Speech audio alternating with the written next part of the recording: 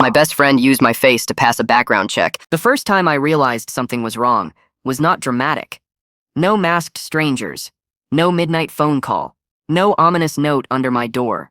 It was a leasing office email that said, "We regret to inform you that your application has been denied due to your rental history." That was it. Polite, corporate, cold. I stared at the screen in my car, still in the parking lot of the apartment complex I had just toured. I had been in a decent mood. The guy showing the unit was friendly. The place smelled like fresh paint instead of old cooking oil. It felt like the first good thing that had happened to me in months. Then one email turned that into confusion, and then panic, and then a kind of embarrassed anger that made my ears feel hot. Rental history. I had never been evicted. I had never even been late on rent. I had rented one place in my life, a tiny unit above a dentistry office, and my landlord used to text me like I was his favorite student. So I did what you do now. I clicked the little link that said View Details. It pulled up a screening report with a bunch of boxes and numbers. Most of it was normal, until I saw a section labeled Eviction Record. There was an address I did not recognize. There was a filing date from a month earlier. And there was my full name sitting on it like it belonged there. For about 10 seconds, my brain refused to accept it. It felt like reading a typo that was too big to be a typo, like seeing your own birthday listed as the wrong year. Then I started shaking, because I understood what it meant. Someone had put my name on a lease somewhere, and it had gone bad enough that an eviction had been filed, and now it was attached to me like a disease. I sat there in the car with my hands on the steering wheel, trying to figure out how to fix something that I did not do. My first thought was identity theft, in a vague, distant way. Like, yeah, that happens to people. The way lightning happens to people. Not me. My second thought was my credit cards. I checked my banking app. Nothing weird. I checked my email for any alerts. Nothing. Then I thought about the address on the report again. It had a unit number and a building name. And for some reason I could not explain, I felt this heavy little drop in my stomach. Like my body recognized the shape of the problem before my brain did. Because I had seen that building name before. Not in my life. In his, Evan. Evan was my best friend. My closest friend since we were kids. The person who knew my routines, my passwords when I was lazy, the name of my first dog, the kind of stuff you do not think twice about, because it is wrapped in nostalgia and trust. And Evan had moved into that exact building a few months earlier. At least, he told me he did. I drove home with the report open on my phone like it might change if I blinked enough. When I got to my place, I found an old shoebox in my closet where I kept boring grown-up paperwork. I flipped through it and found my last lease, my move-in inspection forms, and the email chain with my landlord. Everything looked clean. I pulled up a credit report because I thought maybe it would show something obvious. A new account, a late payment, anything that would explain how I suddenly had an eviction record. Instead, it was the same gut punch, just in a different format. The eviction showed up again. Same address, same filing date, same name, mine. I called the screening company first. After enough menu prompts to make me want to throw my phone, I got a woman who sounded tired but not cruel. I explained the situation. I said it slowly, like if I used the right tone, the universe would admit it was a misunderstanding. She asked me to verify my identity. Full name, date of birth, last four of my social. I did it, and every time I said a number out loud, it felt like I was handing ammunition to a stranger, which is a fun feeling when you are already dealing with fraud. Then she said, "Okay, I see the record. It is tied to your identity. If you are disputing it, you need to file a police report and send it to us." "A police report," I repeated. "For an eviction." "For identity theft," she corrected, like she had said it 1,000 times that day. I felt a pulse of anger. So anyone can rent an apartment in my name, ruin my rental history, and I am the one who has to go file paperwork to prove I did not do it. There was a pause. Then she said, "I understand. I am sorry. But yes." I hung up and just stood in my kitchen, holding my phone, staring at the wall like it could give me a plan. Then, I called Evan. I told myself I was not accusing him. I was just asking a question, like, "Hey, weird coincidence. You live there, do you know anything about this building? Have you heard of somebody getting evicted?" Something like that. He did not answer. It went to voicemail. I texted him, "Call me when you can. Important." 5 minutes later, no reply. 10 minutes later, still nothing. I paced around my apartment until my legs felt restless. I opened his social media. He had posted a story the night before, laughing with people at a bar. I watched it twice and felt my face get hot. He could post. He could drink. He could laugh. But he could not call me back when my life was on fire. I tried to breathe and look at it logically. There were other explanations. People share building names. People share addresses. Maybe it was coincidence. Maybe the building had 2 locations. So I Googled the address from the eviction record. It pulled up one place. One building. Evan's building. My best friend lived at the address connected to my eviction. I called again. Voicemail again. I sat down and forced myself to think through the last few months, like I was rewinding a movie, looking for the scene where the twist was hiding. Evan had always been the kind of person who lived by charm, not in a sleazy way, more like he could talk his way out of trouble because people wanted to believe him. Teachers, bosses, girlfriends, strangers at gas stations. It was like he had a natural talent for making other people feel responsible for him. He also had a habit of turning little favors into expectations. Can I borrow $20? And then you are the bad guy for asking for it back. Can you help me write my resume? And then you are basically the reason he did not get hired if he does not. Can I crash on your couch for a week? And then suddenly you are in your own home whispering because he is still asleep at noon. We had been through phases like that, but I always explained it away. Childhood, loyalty. He is going through something. He will figure it out. A few months back, he had called me excited because he said he finally found a nice apartment. Dude, he said, like actual nice pool, gym. They got those little grills. It is crazy. That sounds expensive, I said. Nah, I got it, he said quickly. I got this new job lined up and my girl is moving in too. So, it is fine. He said he needed to do a background check and identity verification for the application. Then he asked me for a favor. And this is the part that makes me feel stupid even writing it now. He said his phone camera was broken. Something about it being blurry when it flipped to selfie mode, and the leasing thing needed a selfie video for verification, and he was stressed because the unit would get taken if he delayed. Can I just use your phone real quick? He said. It is like 2 minutes. I just need to do the face scan thing. I remember laughing at the time. Face scan thing. Yeah, he said. It is like you look left, look right, blink, whatever. It checks you are a real person. I just need your camera. I did not think anything of it. It sounded normal. Everyone uses those apps now. Banks, jobs, renting, even some delivery gigs. So he came over, sat at my kitchen table, and logged into something on his phone. Then he frowned and said, "See, it is blurry. Can I just do it on yours?" I handed him my phone without thinking. He opened his email, clicked a link, and a page popped up that asked for identity verification. It had a box for an ID scan and a box for a selfie. I remember saying, "Do you have your license?" He patted his pockets and did that exaggerated pat down like he was doing a bit. I left it in the car. Go get it, I said. He got up, walked toward the door, then stopped and turned back like he had a better idea. Bro, he said, just scan yours.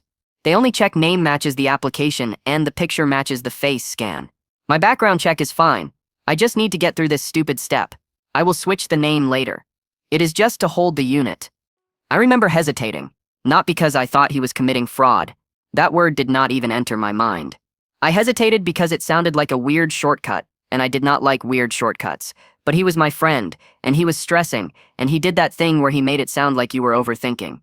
He smiled and said, "Come on, you are literally helping me not be homeless." So I scanned my license. Then the page asked for a selfie.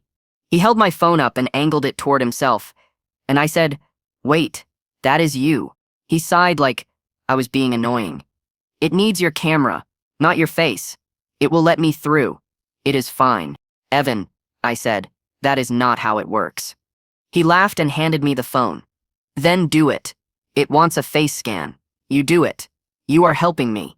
2 minutes. Please." And because I am apparently built from pure trust and bad boundaries, I did it. I looked into the camera. It told me to turn my head, blink, smile, done. Evan grabbed the phone back, tapped a few things, and a green check mark popped up like a little approval sticker. "See," he said. "Easy. Thank you." He hugged me, told me I was a lifesaver, and left. I forgot about it in minutes, like you forget about holding the door open for someone. Until now, until my life was getting denied for apartments, because I had been evicted from a place I had never stepped into. When that memory hit me, it felt like my body went cold. Because the phrase used my face stopped being metaphorical. It was literal. I had given him my ID and my face on video in an identity verification process. And now my name was tied to his apartment. Or someone said's apartment. I called him again. This time, he answered. Yo, he said. Upbeat. Like nothing was wrong. Where are you? I said. There was a pause. What is up? Where are you right now? I repeated. And my voice did not sound like my voice anymore. It sounded calmer than I felt, which is always a bad sign. At home, he said. At your apartment, I said. Yeah, he said. Cautious now. Why? I took a breath. I just got denied for an apartment because I have an eviction record. The eviction is at your building. Your address. My name is on it. Silence. Then he laughed. But it was not a real laugh. It was one of those laughs people do when they are buying time. Bro, he said, that is crazy. I am not joking. I said, I have the report in front of me. You remember when you used my phone for the identity verification? Another pause. Longer. Then he said quieter. Okay, chill. Do not tell me chill. I snapped. Did you rent your apartment under my name? He did not answer right away, and that was the answer. My stomach flipped. Evan, I said, tell me the truth. He exhaled like he was annoyed at me for forcing him into honesty. Yes, he said. But it was not like that. It is exactly like that, I said. No, he insisted.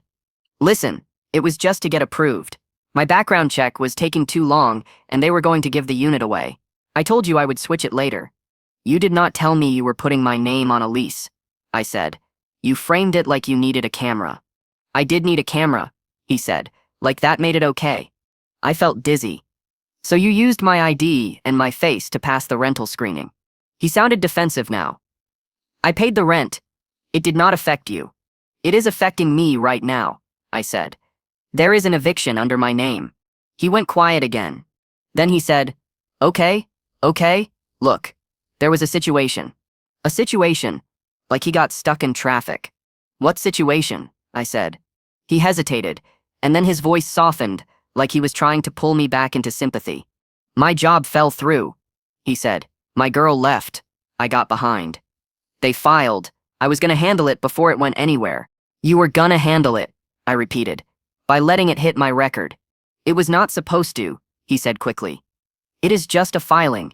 It does not mean anything. That is not true, I said. I literally got denied today. He started getting irritated. Okay, so dispute it. Tell them it is not you. That is not how this works, I said. I have to file a police report. I have to prove identity theft. I have to drag my name through a process because you wanted a pool and a gym. Do not be like that, he said. And his tone changed. It got sharper. I did not do it to hurt you. I did it because I needed help. I could not even speak for a second, because the audacity was so pure it caught me off guard. You needed help, I said slowly.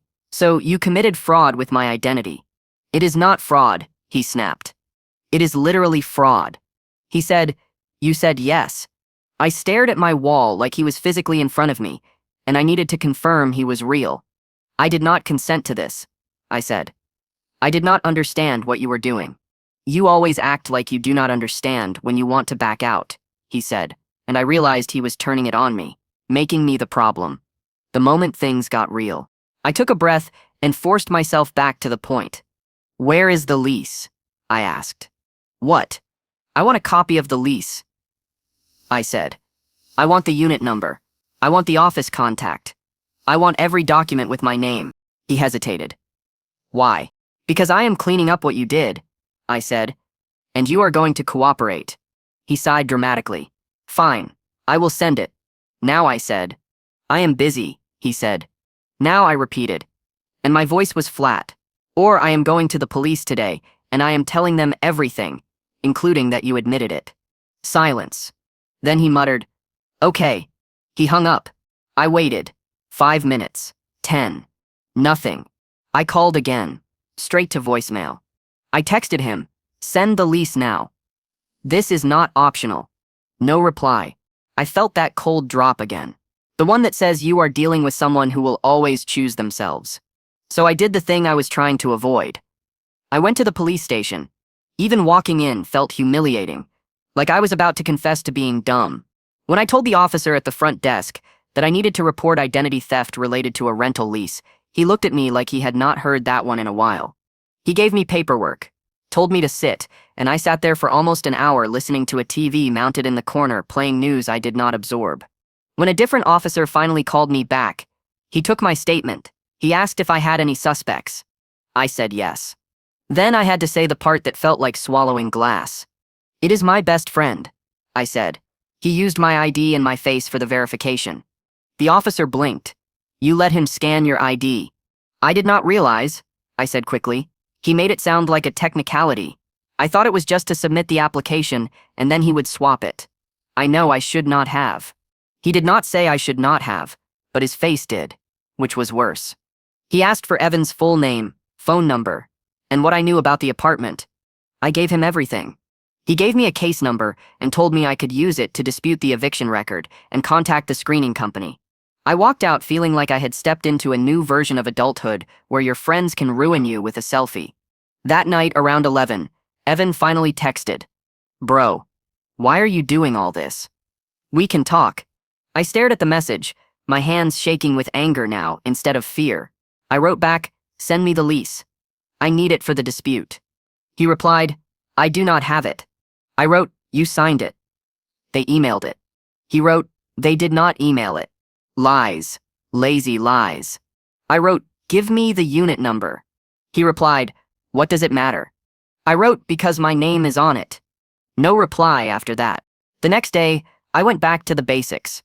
I called the building. I asked for the leasing office. I told them my name and said I needed to discuss a lease issue. The woman on the phone sounded professional until I mentioned my name. Then her tone changed, like she recognized it. "Oh," she said. "Yes, mister. Your account is in collections review." "My account," I repeated, trying not to lose it. "I do not live there." "According to our records, you do," she said, calm as a brick. I asked for the address and unit number. She gave it. Unit 512. I had never been in Unit 512. Then she said, "We have attempted to contact you multiple times. Notices were posted. You did not respond." I swallowed. "Can you tell me what email and phone number are on file?" She read them out. It was not mine. It was Evan Sitz. Same phone number he had had for years. Same email format he always used. His name with a random number. I felt a thick wave of rage and relief at the same time. Rage because it was so blatant. Relief because it was proof. So I said, "That is not my email. That is not my phone." She paused. "This is the contact information you provided on the application." "I did not provide that," I said. "Someone applied using my identity. I already filed a police report." The moment I said police report, her voice got tighter. "Okay," she said. "In that case, you need to email our compliance department. They will request documentation." "Can you send me the application?" I asked. "I need copies of everything." There was a pause. "We cannot release documents without verifying you. You already verified me enough to evict me," I said, before I could stop myself. She ignored that and said, "We can send it to the email on file." I almost laughed. The email on file belongs to the person who used my identity. Another pause. Longer. Then she said, "We can update the email if you come in person with photo ID." So I drove over there. The building was nicer than any place I had ever lived. The lobby had clean glass and fake plants, and a smell like expensive hand soap. There were framed photos on the wall of people who had never been broke. I walked into the leasing office and told them my name. The woman behind the desk looked up, and for a second I saw a flicker of confusion, like she expected me to look different. Then she said, "Do you have an appointment?" "I am here about Unit 512, I said. Her expression flattened. "That account is past due." "I know," I said. "That is why I am here." Someone used my identity. A manager came out. Older guy, sharp haircut, name tag that said Clay. Clay asked me for my ID. I handed it over with shaking hands. He compared it to something on his tablet. And then, I saw it. The photo on the tablet was me. Not just my driver Sep's license photo. A selfie. The same selfie I took during that face scan. My face centered, neutral, like a passport photo that was taken by an app. Clay's eyebrows rose slightly, like he was getting to the part where he decided whether I was lying or crazy. "This is you," he said. "Yes," I said. "My friend used my phone and—" Clay held up a hand. "Let me explain what we have," he said, in that tone people use when they are trying to stay polite while their day gets complicated. "This application was submitted with your ID. Your face verification was completed. Your employment information was provided. Your signatures are on the lease. You moved in, or someone moved in, and then rent stopped. We filed eviction. The unit was cleared." "Cleared," I repeated. "So it is empty now." Clay nodded. "Yes, and you have record of who entered," I said, trying to keep my voice stable. "Key fob logs, cameras, anything." He looked at me like I had asked him to hand over nuclear codes. "We do not release that." "I have a police report," I said. Clay's expression changed slightly, but not in a sympathetic way, more like he was shifting into defensive mode. "Email our compliance team," he said. "We will cooperate with law enforcement." "I need the application," I said. "I need documentation for my dispute." He nodded. "We can provide it to you after identity verification, which you have done by presenting your ID. We can print it." He disappeared into the back. As I waited, I looked around the lobby and felt this weird disconnect, like my name had been living a parallel life here, signing things, owing money, getting evicted, while I was over in my own crappy apartment thinking I was helping my friend with a camera glitch. Clay came back with a packet. It was the application, lease agreement, and screening approval. I flipped through it with trembling fingers. The employment info listed a company I had never worked for. The references listed names I did not recognize. The emergency contact was Evan, not even disguised. Evan Sitt's full name. Evan Sitt's phone number. Like he had gotten lazy or arrogant or both. I looked up at Clay. "Do you see this?" I said, tapping the page. "The emergency contact is the person who did this. The email and phone are his. How did this get approved?" Clay looked uncomfortable for the first time. "The identity verification passed," he said. "The background screening passed. The rest is self-reported. So because he had my face and my ID," I said, "he got through." Clay did not argue. He did not apologize either. He just repeated the compliance script. I walked out with the packet in my hands, feeling like I was holding proof of how easy it was to ruin someone. In the parking lot, I sat in my car and called Evan again. He answered, like he knew he could not avoid it anymore. "What?" he said. "I am holding your emergency contact page," I said. "Your name is literally on my lease." He paused. Then he said, "Okay, I know. I was going to fix it." "When?" I demanded. "After it followed me for years. After I get denied for housing. After they garnish my wages." "It is not that serious," he said, and I could hear annoyance again, like I was inconveniencing him with consequences. "I went to the police," I said. Silence. Then, his voice changed. The charm came back, softer. "Bro," he said, "do not do that. Come on, you know me." "That is the problem," I said. He sighed. "Okay, look, I did it. I needed the place. My record flagged me. I could not get approved anywhere. I was just trying to get stable. So you used me," I said. "I asked you," he insisted. "You said yes." "I said yes to using my camera," I snapped, "not to you becoming me." Then he said something that made my blood run cold. "Do you know what happens if you push this?" he said quietly. "Like really push it." "What are you talking about?" He hesitated, and his voice dropped. "There were other things," he said, "in that apartment." I felt my stomach tighten. "Other things like what?" He did not answer immediately. Then he said, "Stuff. People were using it. I was letting someone send deliveries there, just to make money back." "Deliveries," I repeated.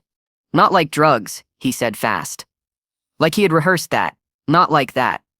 It was just packages. Returns. Whatever.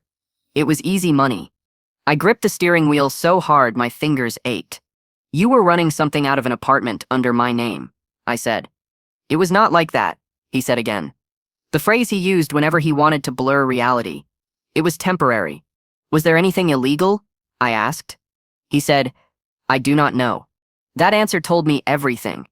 And suddenly, the eviction felt like the smallest part of the danger.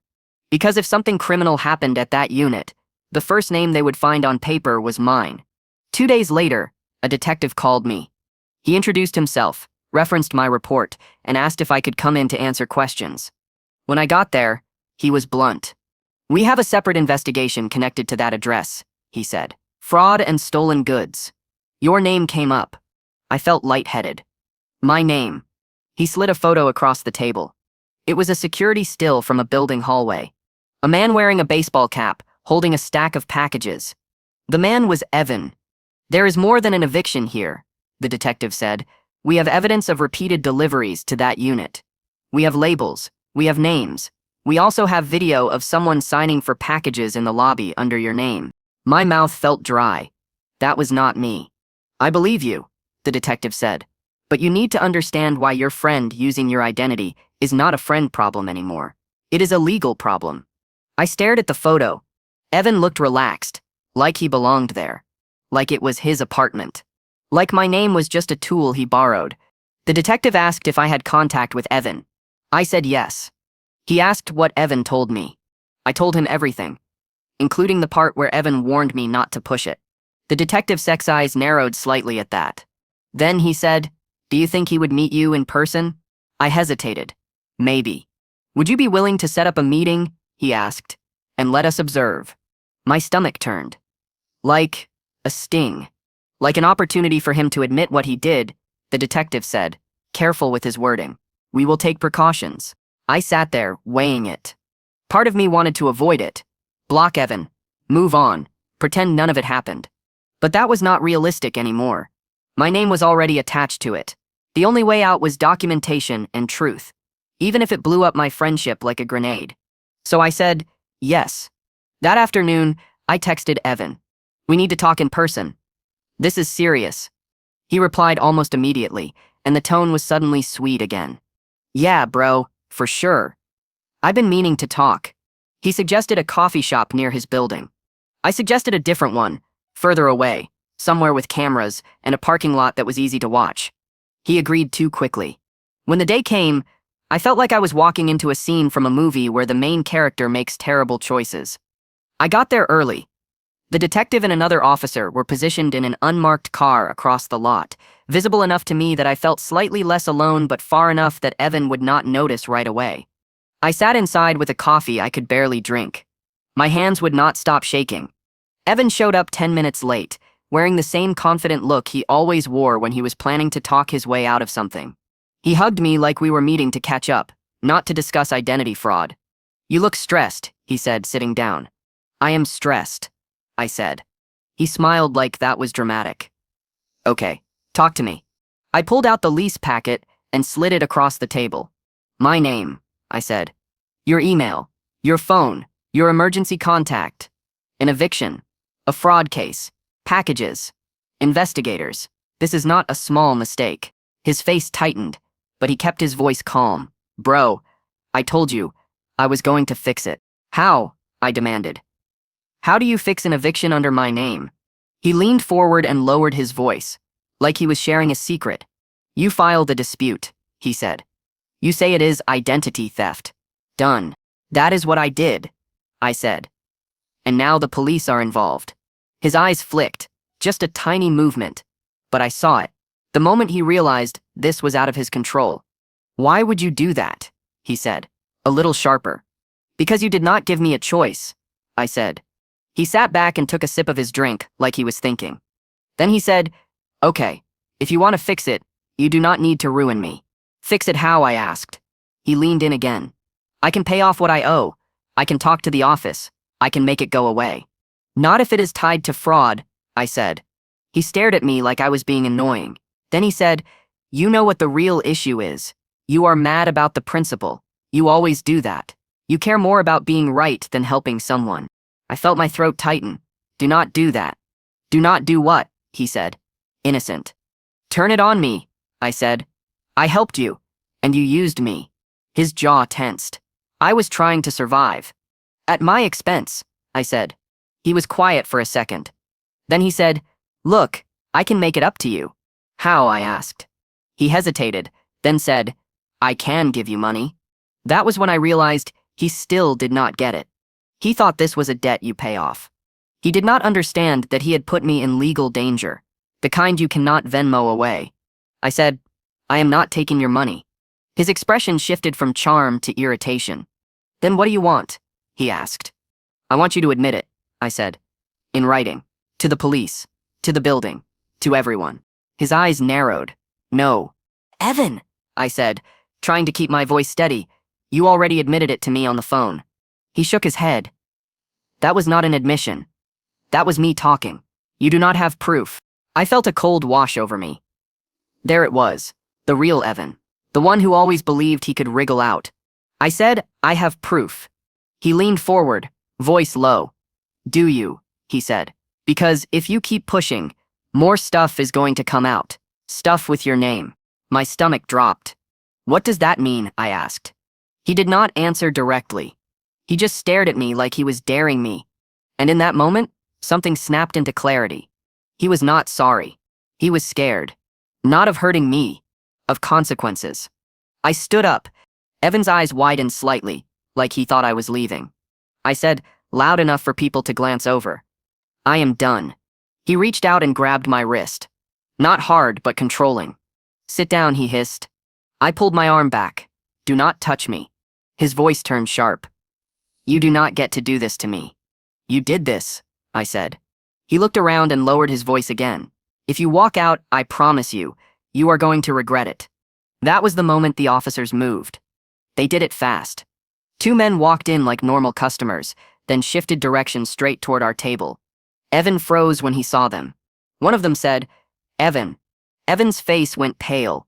Then he tried to stand like he could walk away, but the officer put a hand on his shoulder and guided him back down. Evan's eyes shot to me, full of disbelief, like I had betrayed him in the deepest way. You set me up, he said. I did not even feel guilty. I felt tired. The officer asked him to put his hands where they could see them. Evan started talking immediately, fast, trying to talk his way out like always. What is this? He said. This is crazy. I did nothing. The officer said, calm. We can do this easy, or we can do it hard. Evan looked at me again. Bro, he said, and the word sounded pathetic. Tell them. Tell them this is a misunderstanding. I stared at him. This was my best friend. This was the person I defended when other people said he was trouble. This was the person who used my face like a key and then threatened me when I tried to protect myself. So I said nothing. They cuffed him. As they walked him out, he twisted his head back one last time and said, You are dead to me. And I remember thinking, with a strange calm, that he was right. Not in a dramatic way, in a factual way. Whatever friendship we had, the version of it I believed in, was already dead. I was just finally admitting it. The next few months were brutal in a boring way, which is the worst kind of brutal.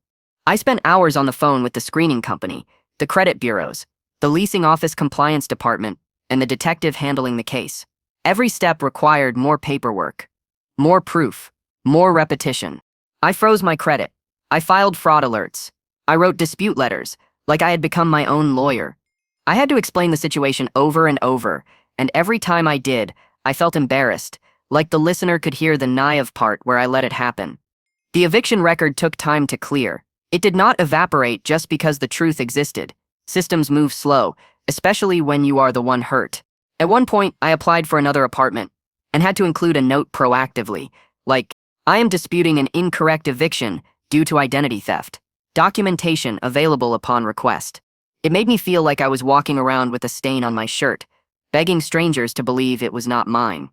The detective updated me occasionally. Evan was charged with identity fraud and additional charges connected to the delivery and stolen goods situation.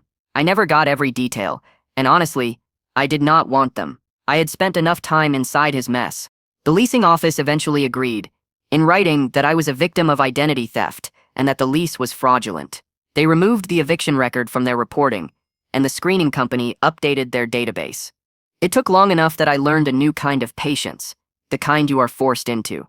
People asked me why I did not just drop it. The answer was simple. Because if you drop it, your name stays attached to the worst thing someone else did. And I had realized something I wish I understood sooner. The most dangerous people do not always look dangerous.